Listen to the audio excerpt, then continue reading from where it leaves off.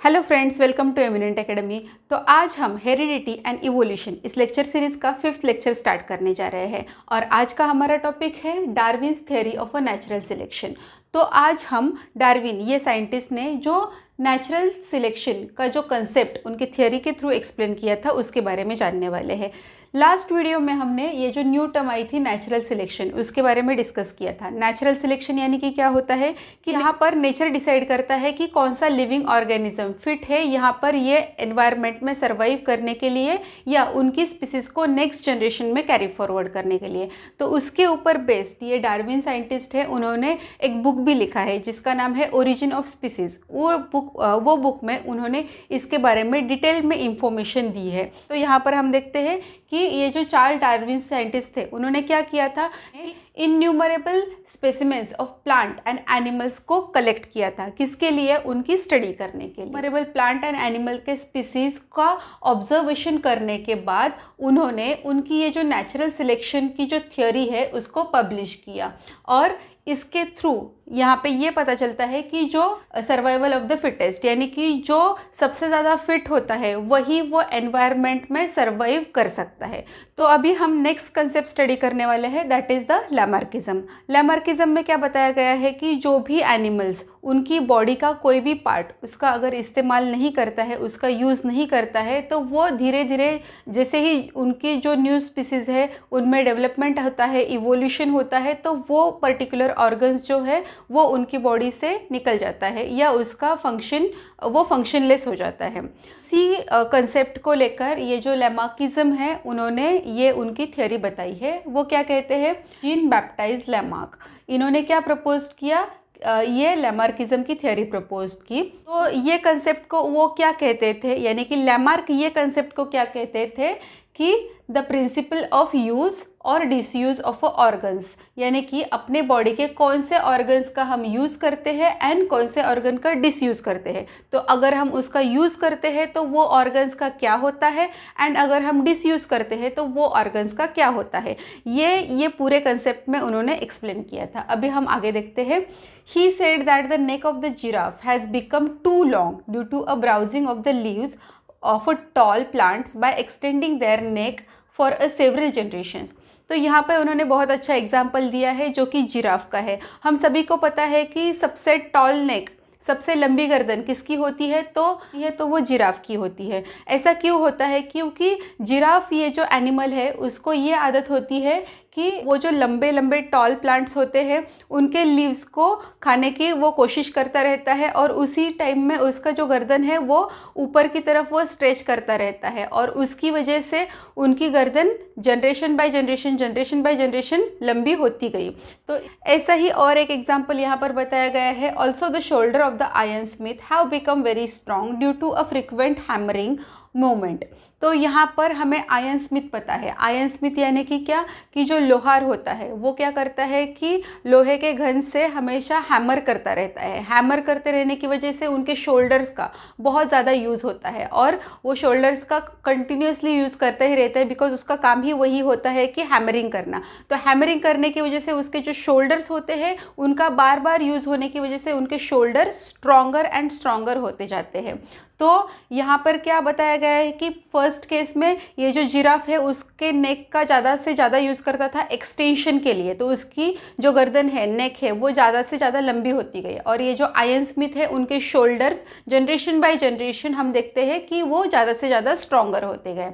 Next example यहाँ पर बताया गया है कि wing of a birds like ostrich and emu have become a weak due to no use. तो हमें पता है कि ये जो ऑस्ट्रिच एंड ईमू करके जो बर्ड होते हैं उनका वेट ज़्यादा होने के कारण वो प्रॉपरली फ्लाई नहीं कर सकते हैं, तो वो बस चलते ही रहते हैं। तो वो फ्लाई नहीं करते हैं तो वो उनके विंग्स का यूज़ ही नहीं करते हैं और विंग्स का यूज़ नहीं करने की वजह से उनके विंग्स बहुत ही ज़्यादा वीक होते गए हैं। अभी हमें पता है कि ये जो स्वैन एंड डक ये जो बर्ड्स है उनके लेग्स का इस्तेमाल किसके लिए करते हैं, तो स्विमिंग के लिए करते हैं। तो यहाँ पर उनके जो लेग्स है वो ज़्यादा से ज़्यादा स्ट्रॉन्गर होते जाते हैं बिकॉज वो उनका यूज़ करते हैं। नेक्स्ट एग्जाम्पल यहाँ पर बताया है दैट इज़ ऑफ स्नेक्स। बहुत ईयर्स पहले, million and billions years before की बात है, वो जो स्नेक्स हुआ करते थे तो उनको लेग्स हुआ करते थे। बट जनरेशन बाय जनरेशन उनकी बॉडी में इवोल्यूशन होता गया और उनके जो लेग्स है वो डिसअपियर हो गए। ऐसा क्यों हो गया? क्योंकि ये जो स्नेक है तो वो क्रीपिंग करते रहते हैं, तो क्रीपिंग करने की वजह से वो क्या करते हैं कि उनके बॉडी के स्किन का यूज़ करते हैं क्रीपिंग करने के लिए, और उनके जो लेग्स है उनका वो यूज़ ही नहीं करते थे। तो जनरेशन बाय जनरेशन उनके वो जो लेग्स है वो डिसअपियर होते गए, और आज का हम जो स्नेक है उस टाइप के स्नेक्स अभी यहाँ पर इवॉल्व हुए हैं। तो इस तरह से उनके जो लेग्स है वो डिसअपियर हो गए। तो इस तरह से यहाँ पर हमने बहुत सारे ऑर्गेनिजम्स के बारे में स्टडी कर लिया। यहाँ पे हमने देखा था कि जिराफ जो है वो उसकी नेक का यूज़ करता है तो वो ज़्यादा एक्सटेंड होती गई। दूसरा एग्जाम हमने यहाँ पर देखा आयन स्मिथ, वो शोल्डर्स का यूज़ ज़्यादा करता है तो उसके शोल्डर ज़्यादा स्ट्रॉन्ग होते गए। नेक्स्ट वन यहाँ पर ये जो ईमू बर्ड है एंड ऑस्ट्रिच है वो उनके विंग्स का यूज़ नहीं करते हैं, तो उनके विंग्स जैसे ही इवोल्यूशन होता जाएगा वो ज़्यादा से ज़्यादा वीक होते जाएंगे, और मे बी वन डे ऐसा आएगा कि उनके जो विंग्स होंगे वो डिसअपियर हुए होंगे। नेक्स्ट वन यहाँ पर हमने देखा था कि ये जो स्वैन एंड डक होते हैं वो उनके लेग्स का इस्तेमाल स्विमिंग करने के लिए करते थे, तो वो ज़्यादा से ज़्यादा स्ट्रॉन्ग होते जा रहे हैं। एंड स्नेक उनके लेग्स का इस्तेमाल नहीं करता था तो उनके लेग्स अभी डिसअपियर हो गए हैं। तो इस तरह से हमने ये जो लैमार्किज्म कंसेप्ट है उसके बारे में स्टडी कर लिया है। सारा कंसेप्ट हमने स्टडी किया, उसका कंक्लूजन क्या कि all the examples are type of acquired character. यहाँ पर एक चीज़ इंपॉर्टेंट है, एक्वायर्ड कैरेक्टर। ये जो एक्वायर्ड कैरेक्टर है वो उन्होंने एक्वायर्ड कर लिए हैं, वो उनकी बॉडी में नेचुरली प्रेजेंट नहीं थे, बट उनके हैबिट की वजह से दिन ब दिन इवोल्यूशन होता गया एंड उनकी बॉडी ने वो कैरेक्टर्स को एक्वायर्ड कर लिया है, अचीव कर लिया है। पर हम देख सकते हैं कि all this examples are a type of acquired character. Acquired character यानी कि क्या, कि कोई भी एनिमल्स या प्लांट्स या कोई भी लिविंग ऑर्गेनिज्म है उनकी बॉडी में कुछ कैरेक्टर इवोल्यूशन की वजह से उनके बॉडी में चेंज होते हैं और वो पर्टिकुलर कैरेक्टर को एक्वायर्ड करते हैं, अडेप्ट करते हैं, उसके साथ जीना सीख लेते हैं, तो वो कैरेक्टर्स को एक्वायर्ड कैरेक्टर ऐसे कहते हैं। और ये कैरेक्टर एक जनरेशन से दूसरी जनरेशन में कैरी फॉरवर्ड होते रहते हैं, तो इसको हम theory of inheritance of acquired character ऐसे भी कह सकते हैं या लैमार्किज्म ऐसे ही कह सकते हैं, बिकॉज लैमार्किज्म की थ्योरी में हमने देखा कि यही सारी चीज़ें बताई गई हैं। तो इस तरह से लैमार्किज्म ये कंसेप्ट हमने स्टडी कर लिया है। अभी हम नेक्स्ट टाइप स्टडी करने वाले हैं, that is the human evolution. तो अभी तक हमने देखा कि ह्यूमन इवोल्यूशन की जो प्रोसेस है वो बहुत ही स्लो एंड ग्रेजुअल चेंजेस हो के अभी के जो ह्यूमन इवॉल्व हुए हैं वो फॉर्म हुए हैं।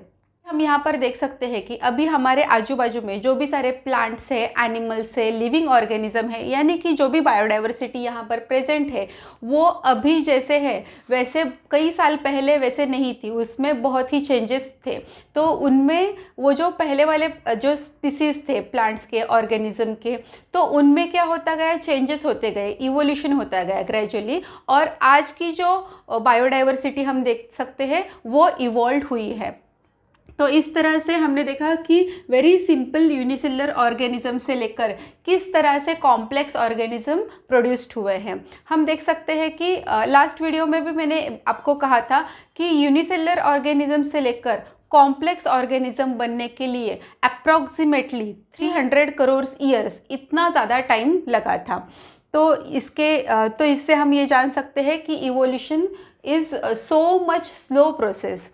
यहाँ पर जर्नी ऑफ अ ह्यूमन का जो डायग्राम है वो आपके टेक्स्ट बुक के पेज नंबर 9 पे बताया गया है कि किस तरह से ये जो मंकी थे, मंकीज से ह्यूमन फॉर्म हुए हैं। पहले के जो ह्यूमन थे वो ऐसे बेंड करके चलते थे, देन धीरे धीरे उनके बॉडी में थोड़ी सी डेवलपमेंट आ गई, तो वो 4 लेग्स के ऊपर चलने के बजाय 2 लेग्स के ऊपर चलने लगे। देन उनकी बॉडी फिर भी इतनी इरेक्ट नहीं हुई थी, देन बाद में धीरे धीरे उनमें इवोल्यूशन होते गए, उनकी बॉडी थोड़ी सी इरेक्ट होने लगी, एंड देन अभी का जो ह्यूमन हम देख सकते हैं प्रॉपरली इरेक्ट होके चलता है, जिसकी ब्रेन की कैपेसिटी डेवलप्ड हुई है, उनकी इंटेलेक्चुअल पावर बढ़ गई है, तो इस टाइप के जो ह्यूमन है वो उनको होमोसेपियन कहते हैं। तो इस तरह के ह्यूमन जो है वो डेवलप हुए हैं। और आपकी बुक में ये भी बताया गया है कि वो जो पर्टिकुलर टाइप के जो ह्यूमंस थे वो कितने साल पहले हुआ करते थे, उनका नाम क्या था, क्रोमैग्नन मैन, लैंडरथिल मैन, ये जो ह्यूमंस थे उनके अलग अलग नाम भी है, वो भी आपके टेक्स्ट बुक में आपको दिए गए हैं। यहाँ पर इसकी मॉर्फोलॉजी यानी कि जो इसका एक्सटर्नल स्ट्रक्चर था उसको यहाँ पर किस ग्रुप में, किस जीनस में कैटेगराइज किया है, जीनस होमो। यहाँ पर आप देख सकते हो होमो यानी कि ह्यूमंस के जैसे दिखने वाला ऑर्गेनिज्म, तो उसको होमो ये जीनस के अंडर कैटेगराइज किया क्योंकि उसके बॉडी का जो पोस्चर था वो थोड़ा अलग था। कि जो एनिमल्स यहाँ पे अपीयर हुए जो कि ह्यूमंस के जैसे दिखते हैं वो कभी प्रोड्यूस्ड हुए थे 20 लाख ईयर्स अगो पहले प्रोड्यूस्ड हुए थे। तो यहाँ पर हम देख सकते हैं कि 20 लाख ईयर्स अगो के जो ह्यूमन थे उनको हमने जीनस होमो के अंडर कैटेगराइज्ड किया था एंड दस हम उनको स्किल्ड ह्यूमन करके कैरेक्टराइज्ड करते हैं। बिकॉज स्किल्ड ह्यूमन यानी कि उनके पास बहुत सारी एबिलिटीज़ डेवलप की थी, उन्होंने बहुत सारी स्किल डेवलप की थी, जैसे कि वॉकिंग की जो स्किल होती है या हंटिंग की जो स्किल होती है, वेपन्स बनाने वगैरह, तो ये सारी स्किल उन्होंने सीख ली थी। एंड यहाँ पर अबाउट 15 लाख ईयर्स अगो के जो ह्यूमंस थे उनका जो पोस्चर है वो अभी इरेक्ट होने लगा था। तो ये इरेक्ट पोस्चर के ह्यूमंस जो है वो 15 लाख ईयर्स अगो पहले बॉर्न हुए थे। ये जो इरेक्ट पोस्चर वाले जो ह्यूमन है वो एशिया कॉन्टिनेंट के चाइना एंड इंडोनेशिया में पाए गए थे और वहाँ पर उनका एग्जिस्टेंस था। तो इस तरह से ये जो ह्यूमन है ये एक प्लेस से लेकर दूसरी प्लेस से लेकर तीसरी प्लेस तक ऐसे वो घूमते गए और वो जो पर्टिकुलर जगह पे वो जाते थे वहाँ पर वो खुद को अडेप्ट करने लगे और उस तरह से उनका इवोल्यूशन होता गया। Then evolution of a upright man, यहाँ पर हम देख सकते हैं कि अपराइट मैन यानी कि एकदम स्ट्रेट इरेक्ट खड़ा रह के चलने वाला जो ह्यूमन होता है उसको अपराइट मैन कहते हैं।